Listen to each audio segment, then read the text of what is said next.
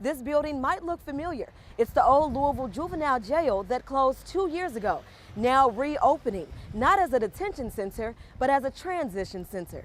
First thing I want them to say is that I was safe, and I also want them to feel like I was informed, and then I want them to feel just a little bit of love. That's what Youth Transitional Services Director Endora Davis hopes the juveniles who come through the center take away from their brief stay.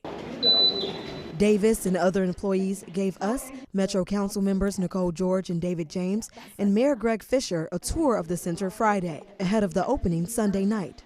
First, they're screened, and from there, Davis says they can wait comfortably, provided food and water, while a court-designated worker, CDW, assesses them. We've provided television for them. You can see we've got resources. Just trying to make this a comfortable space and not a scary space. Davis says the Youth Transitional Center will allow LMPD officers to bring juveniles to the facility, a big change from the last 2 years. With this facility closed, officers had to stay with juveniles for hours. From the time we get the call from LMPD, from the time they get to the Sally Port, we search them and medical goes through. We're looking at getting LMPD back on the streets within 5 to 10 minutes. Having it all here in one spot is good for the children, good for the city.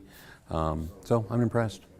This is our parent waiting area. Finally, if a CDW assesses the juvenile can leave, a parent or guardian will pick them up in a back room full of resources aimed to keep the juvenile out of trouble.